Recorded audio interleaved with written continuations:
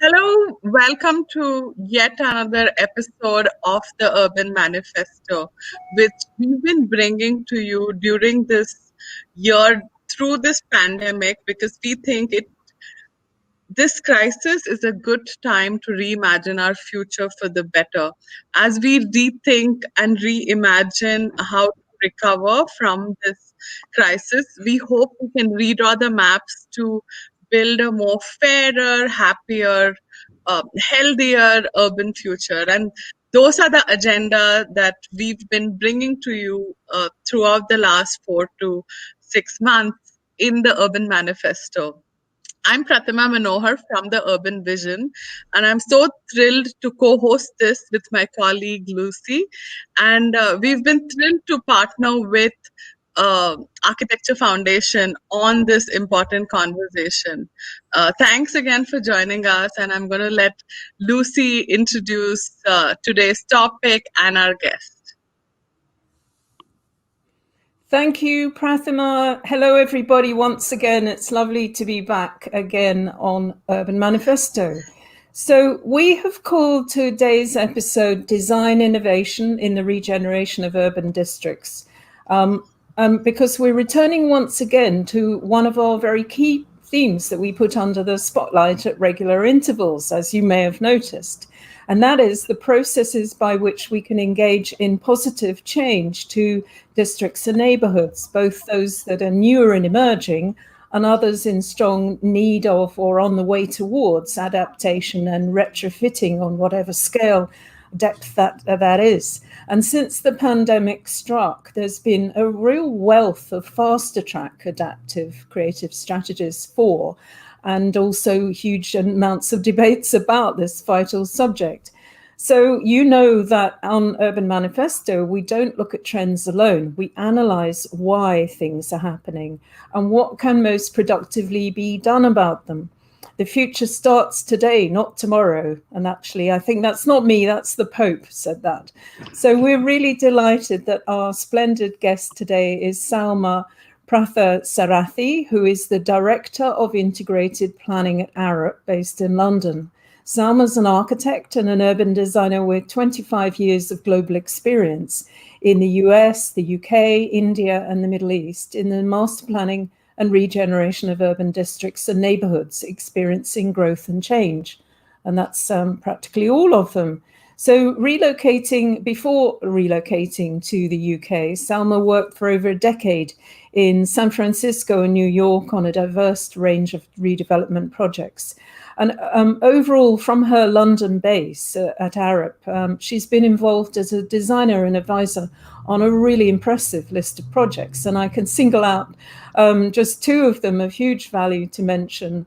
In London, my home city, the London Olympic Legacy Master Plan and the Broadgate Office Campus. Now, Sowmya has the perfect job title that all private and public sector bodies need as a position if they do not already have it, Director of Integrated Planning. So thinking about Arup's integrated approach to planning, I reflected that when I wrote my book, Master Planning Futures, published 8 years ago, and I'm working on the second edition now, and I devoted quite a lot of that book to enlighten framework plans to promote environmental, social, and economic justice across the world, and particularly social urbanism, which has, for example, transformed cities in the global south, like Medellin, for example. And I included a chapter on tactical urbanism, proposed by a multidisciplinary group as a viable alternative to any form of master planning. So it is a debate, whether you have one or the other or both. But the thing is that today's pressing need for environmental, social, economic equity, it remains and has only become further amplified in recent years. And this year laid bare by the widespread impact of pandemic, bringing to the fore the sheer scope for multi-scalar innovative tactics and great need for truly integrated approaches to urban design and planning. So with the future of urban neighborhoods and districts really at stake now, at the macro to the micro scales, this pivotal moment in history, Sowmya is expert on more than a few tried and tested innovative design strategies, and we're really looking forward to hearing more about. So, but however, as we always ask our guests, before we kick off with your manifesto points, Sowmya, how have you been managing during the lockdown? Thank you, Thank you, Lucy. Lucy. Good evening, everyone. I've been managing well. Uh, to tell you the truth, I've been working from home now since March, so it's been what, 7, 8 months, 6, 7, 8 months. And I always dreamt of actually having more time, not having to commute and so on. So my wish was granted. And for the most part, I've actually enjoyed working at home. I have to say, I have my work, I have my health, and my family is well at home. So all in all, I think it's been great. I think 2 months ago, I started feeling a little bit too cooped up at home, and our offices had reopened in central London. So I went in about 2 days a week for a few weeks. But we are back in lockdown now, so I don't go in anymore. So I'm doing well, but I am craving the time when I can step out back into public transport and to work and even to travel a little bit.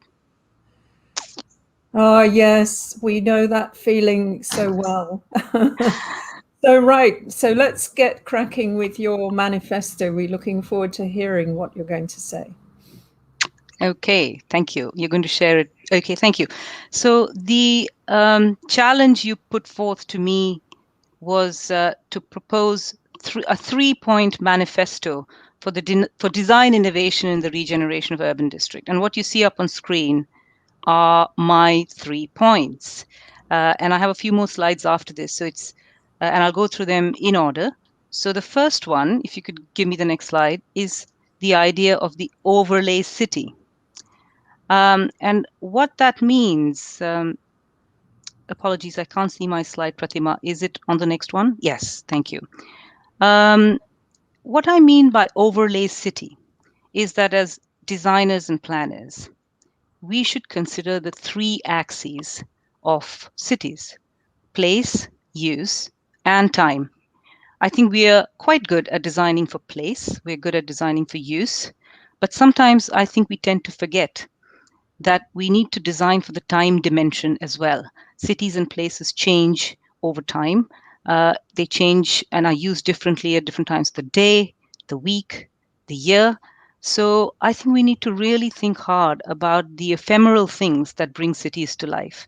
And a lot of discussion is now happening around these very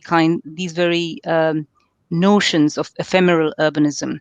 Uh, how do we use meanwhile use in cities, interim use? A lot of districts are talking about curating their districts. So it's as much as about designing the places as the activities that go in. Programming of places and spaces is becoming very much part of the toolkit of designers. Um, the picture that you see there, and I'll come back to it perhaps later, is the Broadgate campus in London. And it has changed dramatically over time as the context around it has changed. And we'll come to that in a little bit. So, a few more slides on this idea of overlay city. Next slide. And what you see there is a market in Myanmar. Um, And what COVID has done is really highlighted the fact that we need to have that overlay of use on spaces that already exist. We hear more and more about how density is no longer in fashion. Uh, COVID has made people sort of move to the suburbs, fleeing from density and so on. We need more spaces. We don't need more spaces. 30% of our cities our streets and squares. Can we use them differently at different times? So there might be times when there's traffic on that street and other times perhaps not. The next slide, and I just have a few slides here, I'll go quickly through. The next slide shows a wonderful image of outside dining in Amsterdam. And you see windows sort of towards the right of that slide, which actually are the windows into the restaurant where people can't really be. So repurposing the canal side in front of restaurants to actually use them is again an overlay on a piece of city that was previously just used for circulation. The next slide that I have is a wonderful image from the riverfront in Varanasi, and that's a light festival. And there are times of the year when that entire riverfront gets absolutely transformed by a social use. I mean, Lucy mentioned social, tactical urbanism. What can be a better explanation of that than this picture?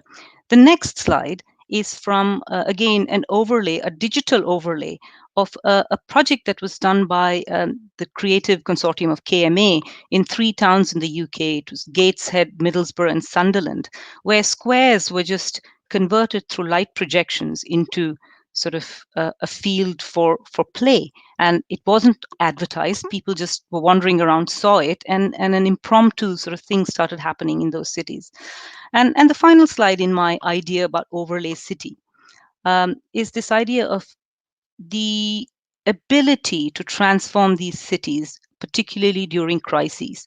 And of course, it's nothing new. On the left, you see a picture of London. That's actually the moat at the Tower of London, which was transformed into a food growing sort of victory garden during World War I, when there was a shortage of food in the UK. And a lot of the parks, including Kensington Gardens and Regent's Park in London, were actually converted into agricultural and food growing spaces. And to the right, you see London's famous Excel Centre, the conference centre, converted into temporary hospital for COVID. So the idea of overlay city is really one where we need to consider our city as a vessel where different things can happen at different times of the day. And we need to be able to not only build the flexibility for that to happen, but have the imagination as master planners, urban designers, and architects to actually program different things to happen in our cities. Next slide, my second manifesto point is the idea of the green-blue city and the importance of restorative design that we need to bring back into our city for the health of people and the planet. Interesting statistic I recently read that in the UK, the top 10 sort of local boroughs with the highest amount of tree cover are in London. It's Camden and Croydon, which is really interesting to me. And this includes all of the UK, not just the urban areas. So cities actually have much more greenery and opportunities for greening and bringing in water than we can imagine. And the outcomes for health for people and planet is immense. So how can we bring green and blue into the city? The picture that you see there is actually Ulsur Lake in Bangalore, which we did a project for to sort of regenerate it and bring it back as a piece of public realm in the city. And the next slide is just another project that we did in Muscat, where we introduced the idea of bringing back natural hydrological flows in a wadi and bringing back terraced farming, which is seen in Oman in higher altitudes and can equally work in cities, bringing that element of food growing and greenery into the city. And finally, I think the third idea for design innovation has to be the digital city. Every day, immense amounts of data being collected about how we use our built environment, how it performs, transport authorities and utility companies, local governments, Google, everyone's collecting data. More than 90% of this data is actually never seen by anyone, but the ability to use that data not just by commercial interests, but by city designers in order to design some interventions that are invisible but responsive to how people use places, I think is immense. There's lots of great examples. My final slide is just another a slide on the same point, and I could come back to that later. It's a picture of the Olympic Park, which is where I first met Lucy many years ago. And what the Olympic Park is doing is trying to promote a car-free environment. And they're using and collecting a lot of data in order to try and make that happen, developing pilot projects, collecting data, improving those pilot projects, and so on. So the idea of a data-driven intervention in cities that make them more responsive to people is also huge. So those are my 3 points: overlay, green, blue, and digital. Wow, well, thank you so much, Sowmya. And I don't always speak for Prathima, but I just know instinctively that there's this very strong synergy in ethos. between your approach to urbanism and both mine and Prathima's. So we have prepared, so that's really inspirational and a good way of kicking off our questions. So we've prepared questions that actually deal with all three of your manifesto points. So I decided to pick, for me, they're all equally important, but for the first one, I decided to pick the green and blue landscapes. Now, you told me, I think the other day, that an MIT study showed that there was a 10% premium in rents for streets with high levels of greenery. Now, that's of huge interest to developers. But if we think back historically, pandemics shaped some of the world's most renowned urban landscapes, whether, the wide tree-lined boulevards and parks by Haussmann, which was a strategy in other respects, which was actually socially quite divisive because it took certain things out of the equation that cities really need, like affordable housing, or Olmsted parks in the States and so on, functioning as urban green lungs, which is a phrase that we use all the time today. So you flag up the restorative benefits of green and blue networks. How do you think that the experience and effects of the pandemic will impact the identity of urban green and blue landscapes for resilience, for sustainability, and the overall holistic design quality that we really need to have in a more widespread way? Can you also give us a couple of quick examples of projects that you're working on that work well in this respect? Yes, Lucy, thank you. Again, it's one of my favorite topics as well. The pandemic has underscored the need for fresh air and access to open spaces. I mean, we all know that, and but of course, it's nothing new. We've always needed fresh air and access to open spaces, and what COVID has done is it's only sort of highlighted the importance of greenery and water in our cities and indeed in our neighborhoods. I think what COVID will do, as opposed to some of the more sort of grand interventions that happened during previous pandemics, like the ones you mentioned, Olmsted's parks and Houseman's boulevards, what it's going to do, I think, is provide greater opportunity for green and blue to be integrated at a much more granular scale in neighborhoods. I mean, we see the polycentric nature of cities being adopted more with COVID. I mean, for example, there are statistics or articles in papers on a daily basis about how, while central London is not performing very well, a lot of the smaller towns and neighborhoods and high streets are actually performing really well, and businesses there are doing really well.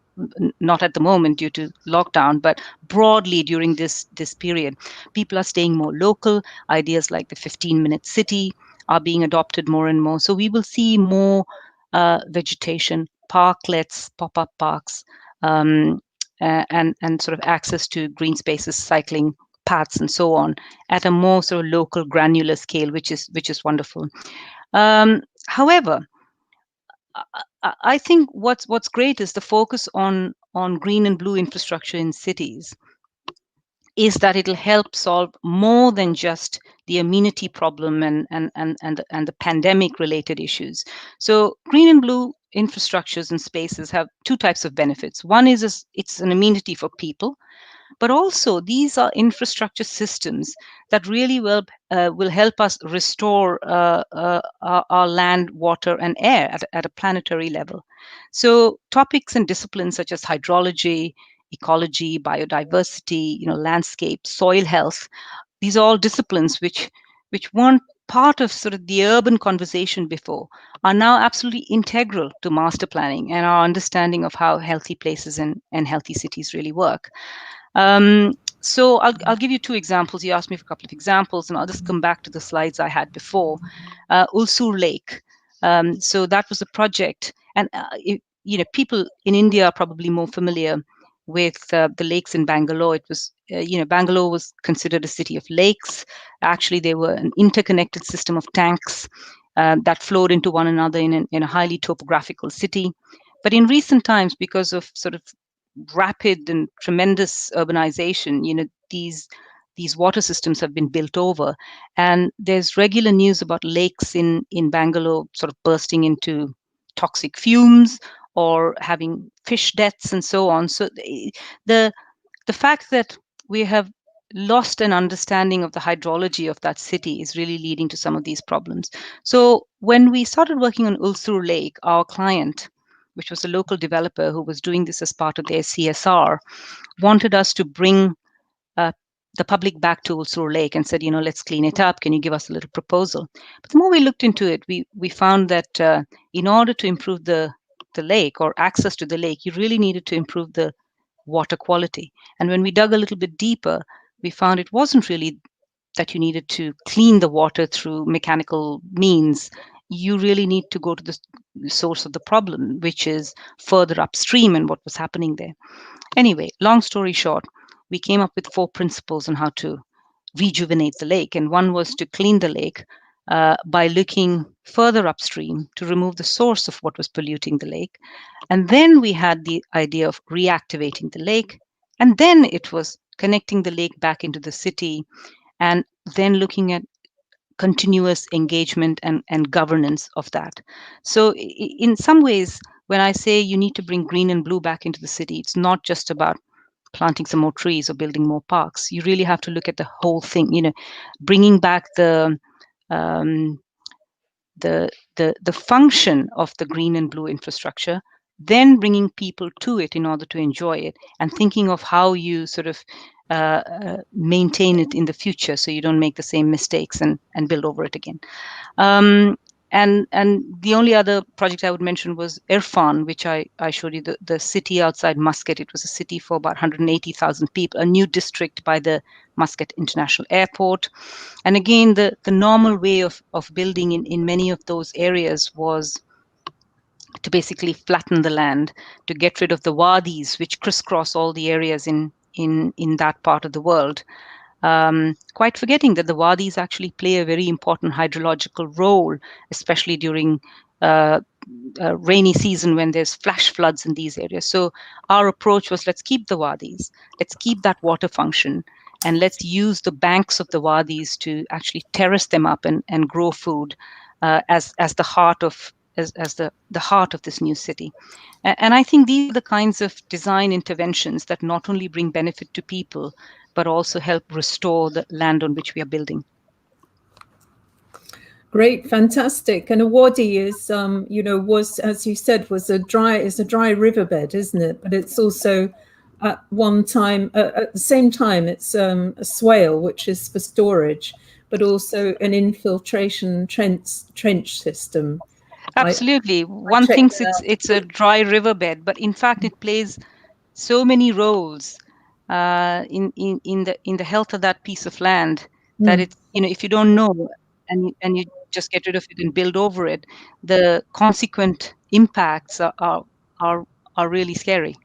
Yes, absolutely. And I think it was actually only this year I heard the term soil hospital used with regard to regeneration of brownfield land. We're going to be hearing a lot more of that in the future, I hope. Absolutely. Yes. Yeah, for sure. So over to you, Prathima. I think I want to continue on that conversation on brownfield and old parts of our cities. And Sowmya, you mentioned that I think this pandemic has actually, pushed people to think about how important it is to retain and nurture the green lungs of the city, the green-blue infrastructure. Trees should be considered a public health infrastructure. Everybody is kind of getting interested in that agenda a lot more outside the usual suspects.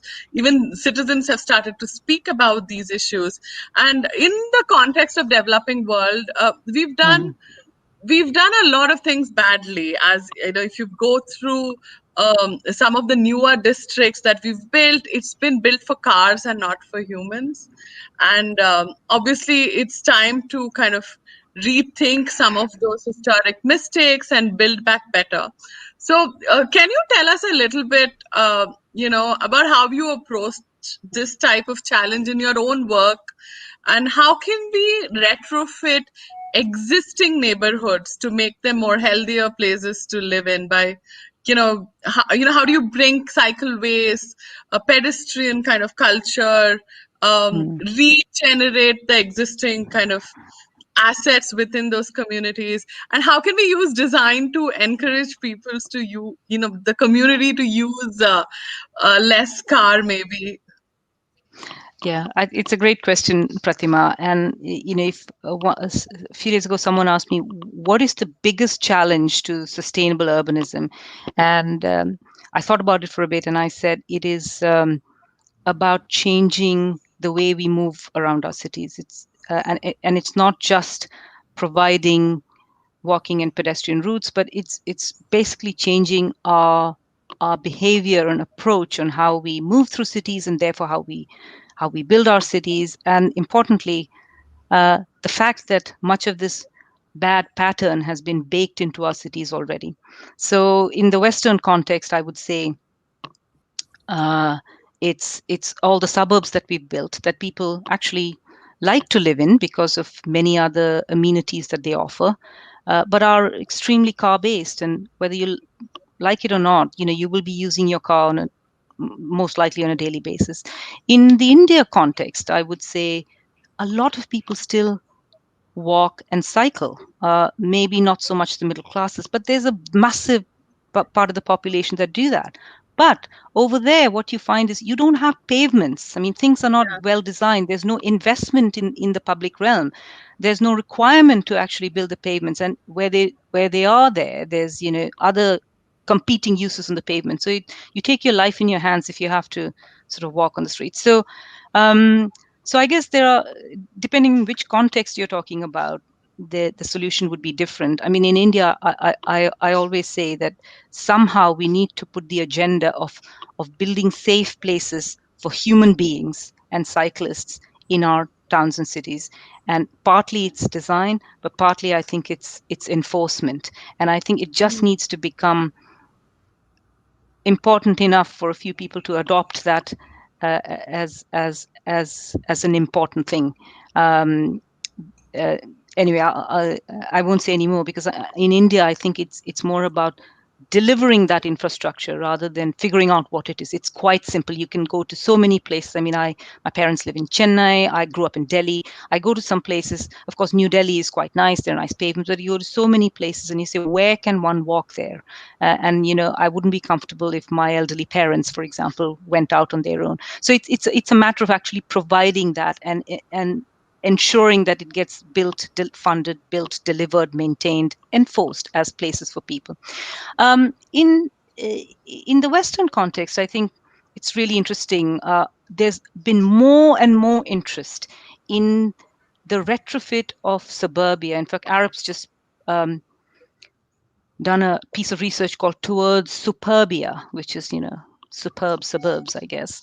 And there's a reinvention that's needed of our suburbs, which is both about big ideas and small interventions. So a few things I think we need to do. Absolutely, as you said, Pratima, prioritize walking and cycling. And that's about providing pavements, providing safe, continuous routes, providing mobility hubs, because whether you like it or not, people will not walk and cycle everywhere. So they might right. walk and cycle to some places, and then they might need to rent a car or walk and cycle to the train station, the bus stop. So I think looking at all mobility modes in an integrated manner and thinking of how they can link together. So there's a chance that you might cycle halfway and then take a bus and then cycle back, as opposed to say, I don't know how to get there, I'll just take my car. So I think that network needs to be done. I think the popularity of the 15-minute city means that uh, mixed use is seeing a big comeback. I mean, we've been designing lots of master plans recently, one in South Cambridgeshire, where living and work are provided in the same area. And you see now more and more employers, such as Google and Facebook, even in the Bay Area, are actually providing thousands of housing units on their campus or adjacent to their campus in order to make sure that uh, a good portion of their employees can possibly walk to work.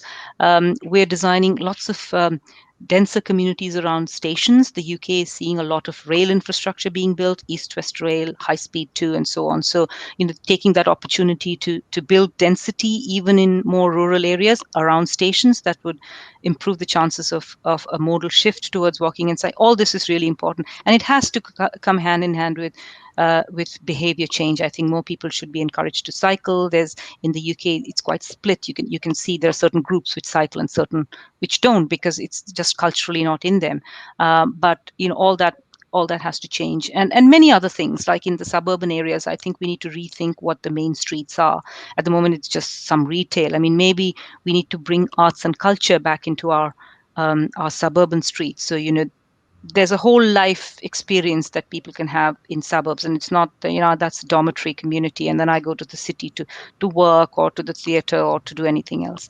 So I think solving transport, how we move around the city, is a land use issue. It's a behavior issue, but it's really one of the most urgent issues if we are to bring back a healthier way of living, I would say. And obviously, the most crucial agenda to tackle climate change as well. Because, I mean, if you look, kind of map your ecological footprint, a large part of it is embedded in the way you move around the city. And if you look at the modal split of some of the Indian cities, it's what everybody would hope to achieve, which is you'd see Absolutely. almost 55% of people walking in Delhi, Mumbai, or Bangalore, but we don't have pedestrian infrastructure. So I guess it starts there. And we're seeing a ton of work being done on that in Bangalore, for example, with the Tender Shore program. So yeah, that's a And great there are idea. some cycling networks in Gurgaon which have started coming up, but they're mostly used for leisure. I really think it needs to be mainstreamed, that Yeah, infrastructure. yeah. Lucy? Well, I think that is really fascinating. It sets the scene for my larger macro question, which is about your role as a London mayoral design advocate. And what you said about Arup's Suburbia study is really, really worthwhile, and the rise of mixed use and the move in modal shift towards more healthy ways of getting around. So if we look at all the ways in which it is evolving, we see you can put them into different camps. Some are shrinking due to public policies forcing people to leave for different reasons, or they're facing the need for really strong so-called good growth in order to accommodate growing populations through equitable urbanism models, London being a classic case of the second. Now, as a design advocate for the Mayor, Sadiq Khan, here in London, and also in your role as Director of Integrated Planning at Arup, what do you understand by the term good growth, and how can urban design and planning innovation best support it? Yes, Lucy. So I think the fundamental idea behind your question, which so my answer will confirm, is good growth is really equitable growth or inclusive growth. So if you look at the Mayor of London's Good Growth program, the tagline is a city for all Londoners. And that's how I understand the Good Growth program in London to be, which myself and some of my colleagues who are mayors, design advocates, are there to sort of embrace and promote. A city for all Londoners. And what that means in the London context really is quite broad. I mean, I think I've lived in many different cities. I've lived in Delhi. I've lived for many years in San Francisco, in New York, in London. I actually think the structure of London is much more equitable than most other cities that I know of or certainly have lived in, because it is a city of villages, as they call. If you see the Abercrombie plan of London, the potato map, and you have all these neighborhoods where you can do most things within that neighborhood. Affordable housing was pepper potted around the city, and much of that, although dismantled over the years, still exists. And it's this kind of fabric that actually makes London the great city it is. And I think we need to make sure that that texture and fabric and sort of highly integrated way of threading all segments of society across London is maintained. To me, that is good growth. I think COVID, with its emphasis on polycentricity, might help, because historically, one of the things that's made, or more recently, what's made London quite so affordable is its success, really, and the fact that it is so concentrated. The value is so concentrated in its center.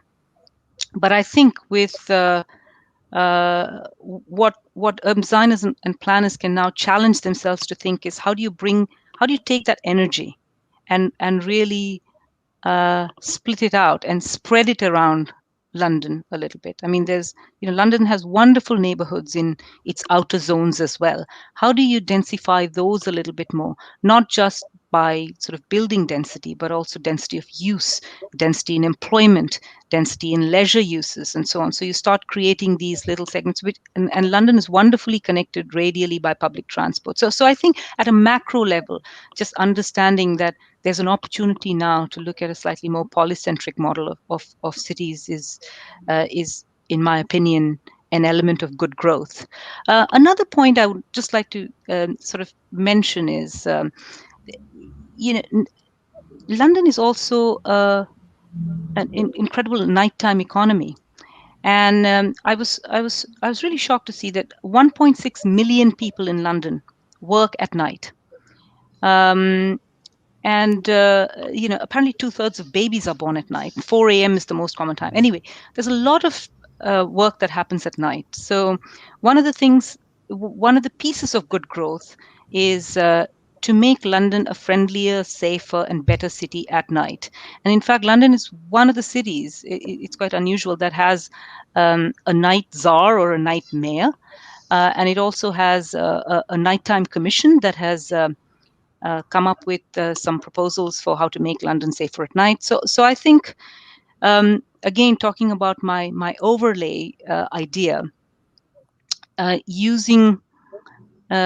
thinking of London not just as a daytime city, but as an evening and nighttime city, and sort of bringing our nighttime economy and all the service workers who work at nighttime have the same kind of opportunity and facility that everyone else is one of the elements of good growth.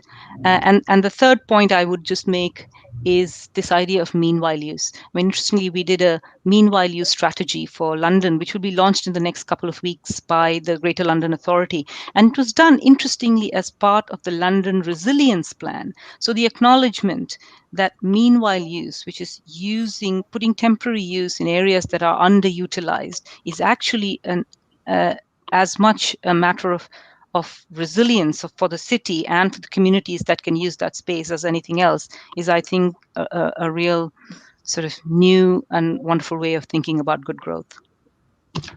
Brilliant, fantastic. And also you acknowledged the very complementary connecting thread of culture and the arts, because with regard, the Mayor's London Boroughs of Culture programme has given awards to the outer boroughs just as much inner boroughs.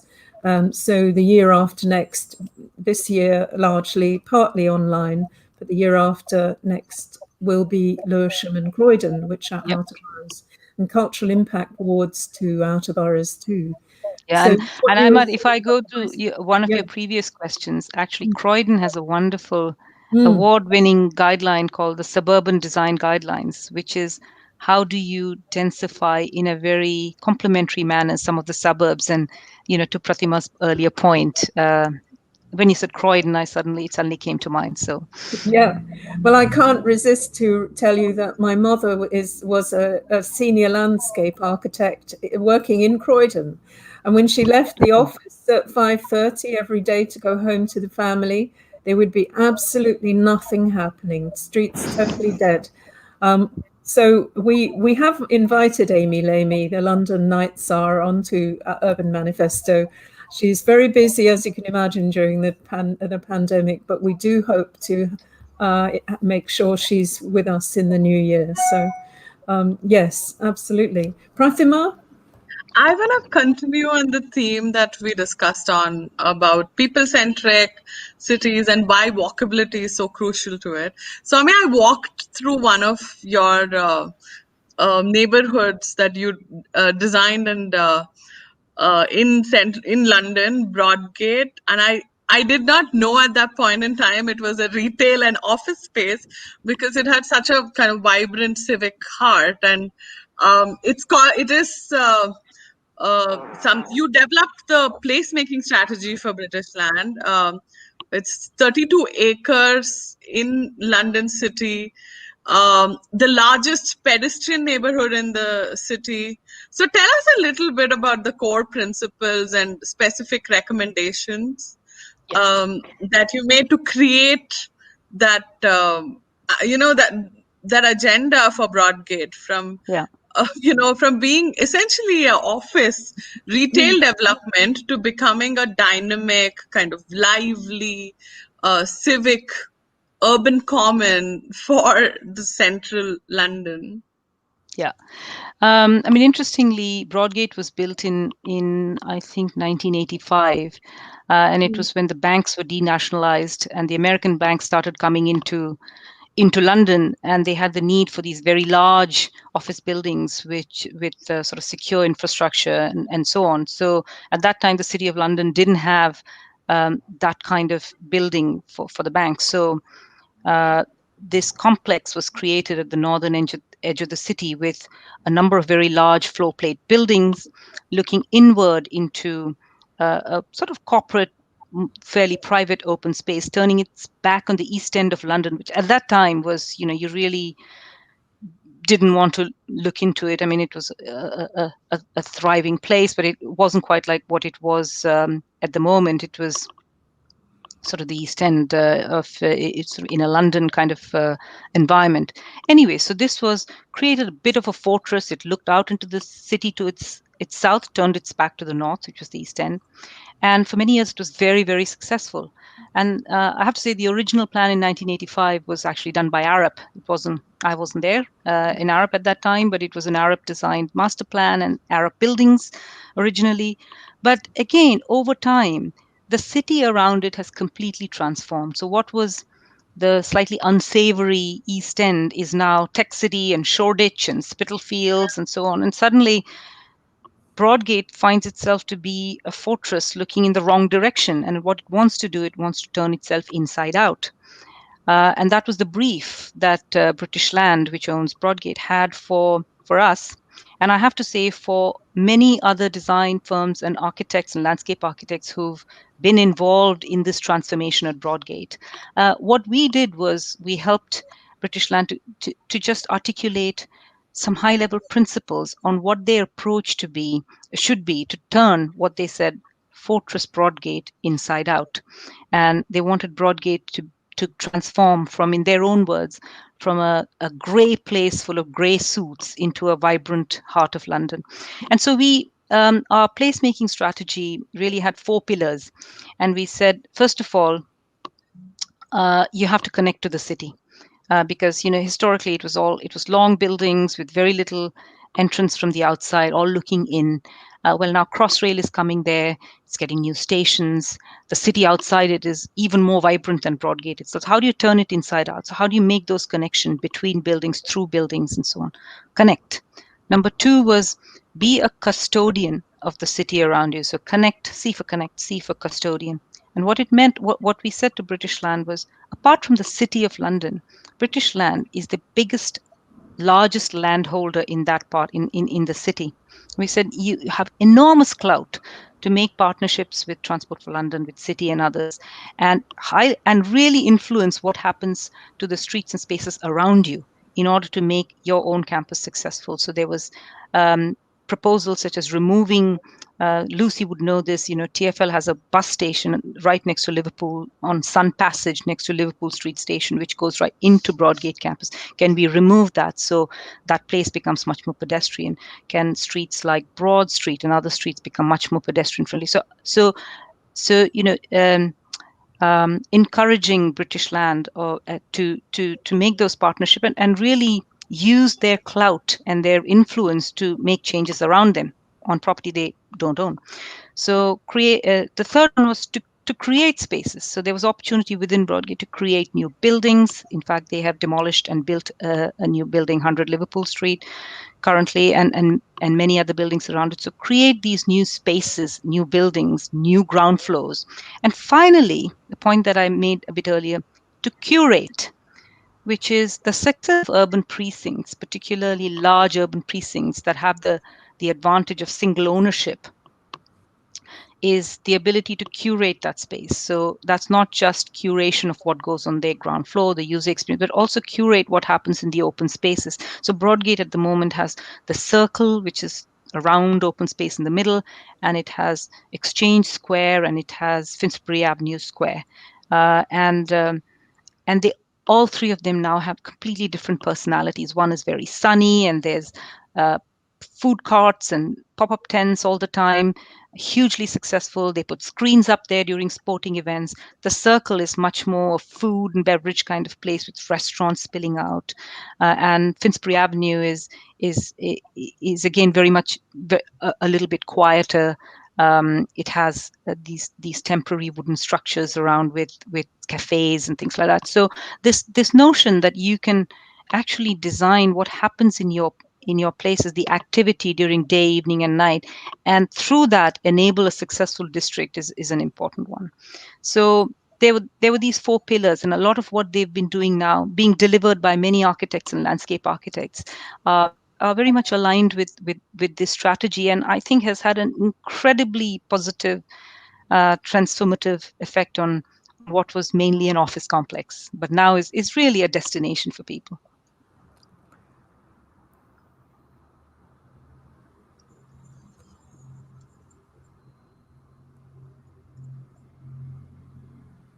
I love that. Yes, I do love Broadgate as a piece of London.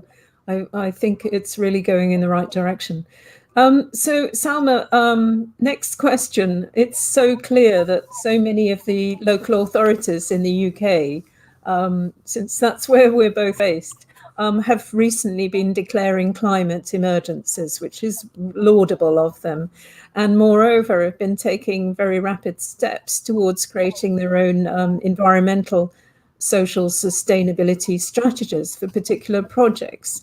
But if you think about it, the progress towards sustainability in the built environment is still going very slowly, and professionals across disciplines have still been basing a number of their actions on older information and not applying radical new solutions in a widespread way. And it could be, also that's the responsibility, of course, of their clients to mitigate or take the risks or to deal with the risks. How do you think that sustainability and human-centered design innovation most effectively interrelate, thinking about the next few years that we're going to be focusing on?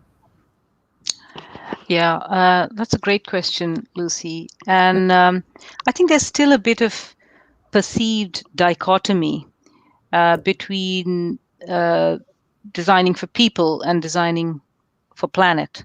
But I think real sustainability must be sort of restorative to both. And I think there is a paradigm which ties the big sustainability considerations and the human-centered design together, and that is one of that is the idea of health and well-being, which the built environment has an enormous role to play in the health and well-being of people and planet, and I think looking at our design through that lens sort of brings these two considerations together. And I can speak briefly about the work we've been doing for the Wellcome Trust. There's a genomics campus south of Cambridge that's been there for the last 25 years, but they are on the cusp of huge growth. So we did a master plan for them on 100 hectares of land. Our client was the Wellcome Trust, where design outcomes and health outcomes were seen as one and sort of developed together. So just very briefly, it's a master plan for 1,500 housing units and 150,000 square meters of research and development space to create one of these living, working environments, science communities, really. And by putting living and working together, for example, we changed the modal shift of people, a modal share of people walking to work from 1% in that part to about 17%. Of course, this is projected. And that not only reduces the need to drive, promotes healthy travel, active travel, walking, cycling, etc., but it also is better for air quality. Similarly, we had a place of convening, considering how important that is to science communities, a place where people can come together. But instead of putting that at the center of the master plan, we put it at one edge, which included a village green, a health center, community services, etc., which was accessible not just for the campus, but for the villages around it. And more than 11 kilometers of new walking and cycling routes were provided, not just within the campus, but also to communities around. And finally, I think more than 50% of the site, it was a large site, but more than 50% we kept open. We preserved some of the agricultural use that was originally what the whole site was. And we proposed, and it's in the planning permissions, a form of land management that would help with more organic content in the soil, sort of better stewardship of the land itself. We added about 16 hectares of new woodland, so new tree cover, which all went into this not just amenity, but went into the calculation of green infrastructure, sort of carbon, potential for carbon absorption, and so on and so forth. So I think if we can develop a language where design outcomes and health outcomes are seen side by side, then I think we can benefit both the people we are designing for and the planet. It just happens automatically, I think.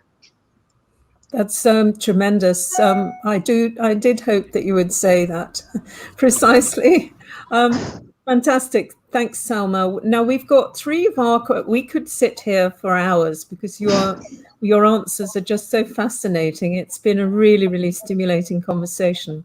Pratham and I've got three questions left. One about the tactical urbanism we touched on earlier. One about Arup, your foresight and visions strategies, and the third one about data. And then we also want to give the audience an opportunity to ask one or two questions. So I'll pass over to Prathima, and she can make the decision as to how we play the final minutes. Yeah. Yeah. And I'm gonna take a minute to say hello to the audience that's joining us from everywhere. I hope you're doing well. And if you have any questions for Sowmya, please put it in the comment box below and we'll try to curate them. I know we are short of time, but we'll try if they're really good questions.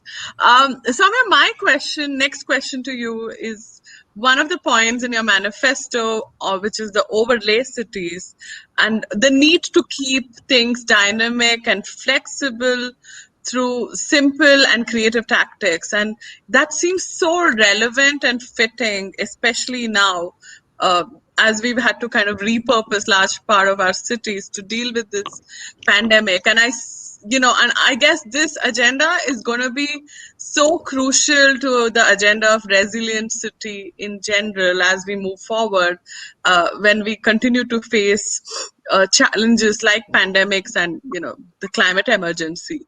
So do you see municipalities or city leadership around the world becoming more open to this approach of urbanism, on tactical strategies that are applied at neighborhood levels? And how are you and your team kind of driving a leadership at municipalities or even private sector to be more experimental by using approaches like tactical urbanism?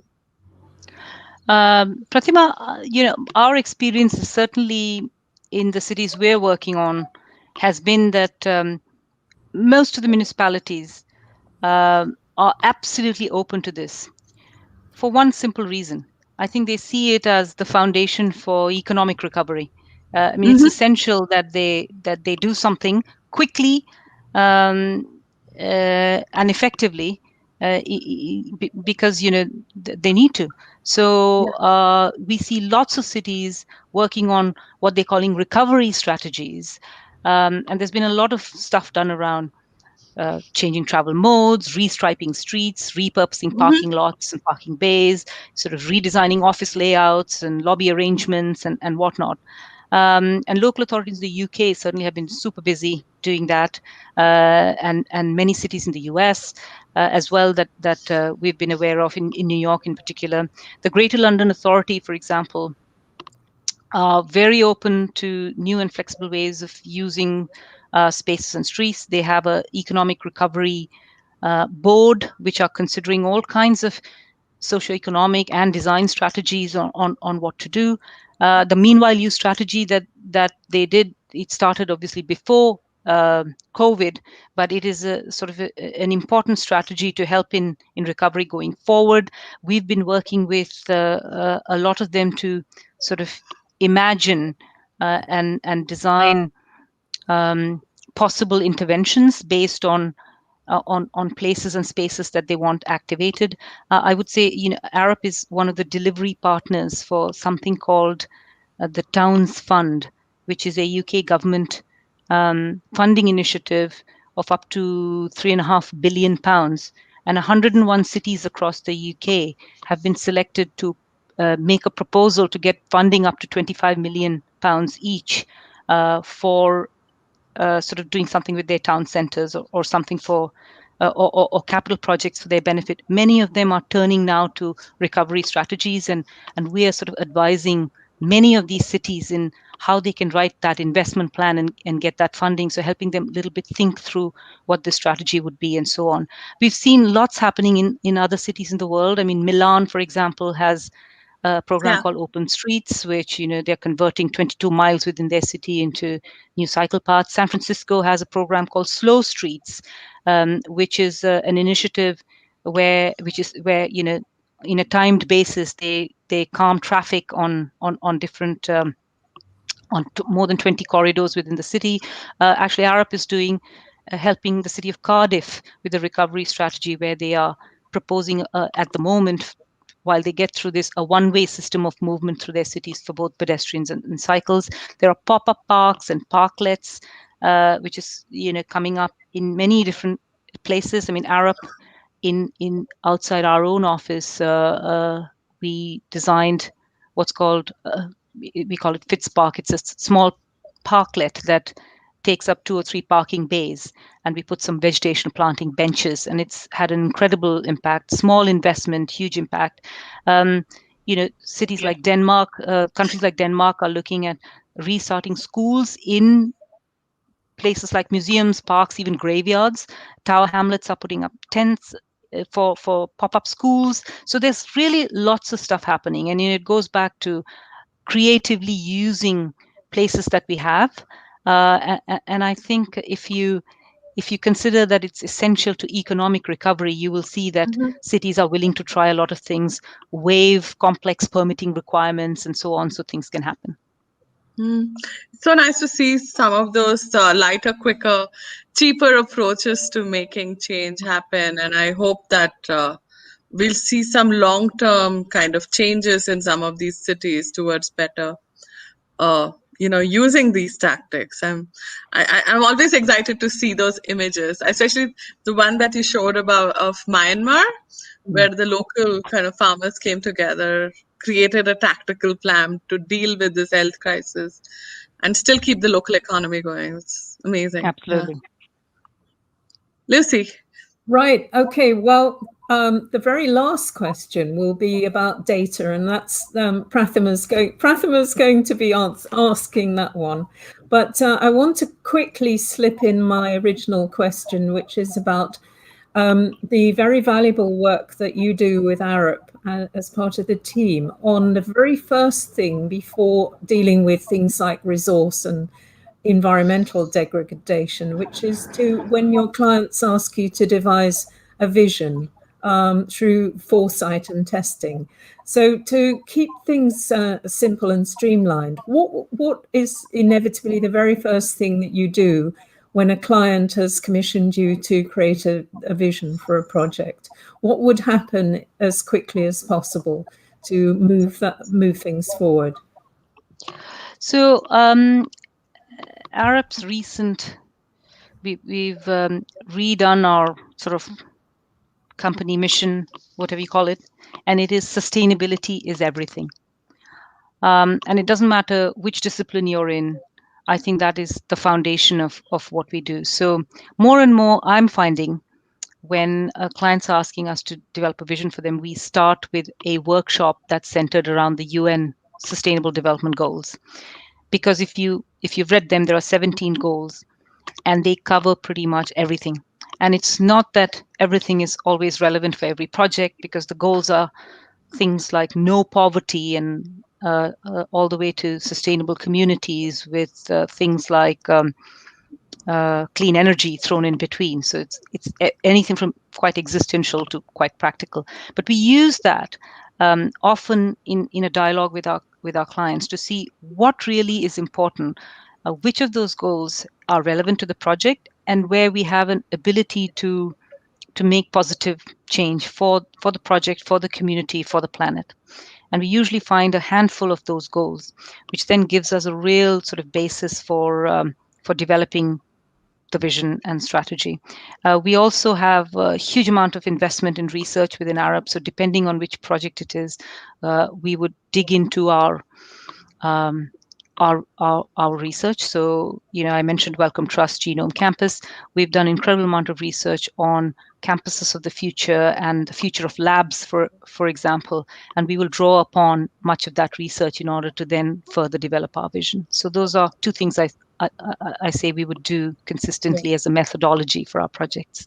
Great, that's really insightful. Okay, over to you, Prathama, for the last. Yeah, I think this leads us very nicely to your advocacy of combining local data to reveal real local neighborhood needs and aspirations, and the health of the local systems. And I know you've mentioned that at Arup, data analytic capabilities allow you to collect and process high volumes of complex data to deliver and kind of create strategic insights. And you provide project tools such as dashboards to enable real-time analysis of program activity, identify past and future trends. So tell us a little bit more about this, and how does this inform your regeneration design work in various contexts of geography? How has this type of big data and urban intelligence platform benefited your design work? Yeah. So, I'm not the data expert. I'm the consumer of that Data. data. So what I need to do as a designer is be really open to the innovations that are happening in wider Arup. I mean, we are lucky enough to have lots of people in Arup in various digital disciplines that are developing tools that we need to be really open to on how we can use. So, the importance of data has always been there for planners. I mean, we always need that evidence base with which we work. And, somewhere along the way, we put it into GIS and it was easy. But now I think it's reached a completely new dimension. And all I would say, the way I would answer this question is two things. I think if you think of using data, there's two parts of it. One is to know what to collect, to know how to crunch the numbers, and to get insights from that data that we can use. And the second part of that is the user interface, because often that data is really valuable only if you communicate it to our clients, to the city, so they can make those data-driven decisions. So we are at the cusp of both. So we are consumers of of many really interesting tools that crunch data. So, for example, there's a software that takes drone photos of large pieces of area and can very quickly tell you what percentage is built, what percentage is vegetated, what kind of vegetation, what's the quality of the soil, what's the density of habitation. So, I mean, that's something which was impossible to do before, but AI is helping us do that. So our baseline analysis of things become very much quicker. On the other side, what you mentioned about dashboards is we can then use parametric modeling and tools, for example, to generate a whole lot more options for a master plan, say, and then we have the ability to put them on a web based sort of dashboard. We say, okay, we've looked at 100 different options, we've shortlisted down based on certain criteria to 5, and we're looking at those in more detail, and then the dashboard can then help you or help us evaluate these and in an interactive way. So our client might say, oh, what if I increase the density, what happens to my traffic over there? And we can do all of these kinds of things, which is not just using the data, but also displaying that data. And I think it's really a sort of a new context in which we can work more effectively. Sounds so exciting, and I can see it being used in political campaigns, for example, to push for better urban futures. I mean, in places like Delhi, where we are dealing with terrible air quality at the moment. We deal with this every year, end of end of the year during winter, where the air quality is more toxic than Yeah. toxic industrial chambers. Yeah. And that data, just to kind of have a platform for citizens to consume that kind of data and push governments to invest in greener forms of transit or other infrastructure to kind of tackle these challenges. I understand what you're saying about using these kind of intelligence, urban data intelligence, to push for the right policy agenda. This has been Yeah. such a fascinating conversation, and I wanted to thank you for spending this hour with us, and I hope we can come and meet you in real at some point in the I hope next year. so. I very much hope so. Yes. But thank you. Thank you for inviting me, and I've really enjoyed contemplating your very interesting questions. And thank you again. Thank you very much, Sowmya. It's really been revelatory. I mean, we have met before, but it's great to have this, you could say, crash course in the important priorities of integrated urban planning. And I hope everyone has learned a lot and gained from your insights in the course of the last hour. So yeah, thanks again, thank you Sowmya. very much. I want to thank our audience who've been with us this hour, and I want to say, stay tuned. We have more exciting episodes of Urban Manifesto coming up. Next week, we are going to focus on data city. So this conversation has been very interesting kind of fodder for that. We will have Professor Sarah Williams, who's the professor of technology and urban planning at MIT. She's also the director of the Civic Data Design Lab at MIT. And she's recently authored a book on data action and how to use data for public good. And that's going to be published by MIT Press early December. But we hope to discuss snippets of that. So stay tuned for that important conversation. And thanks again for joining us today. Stay well, and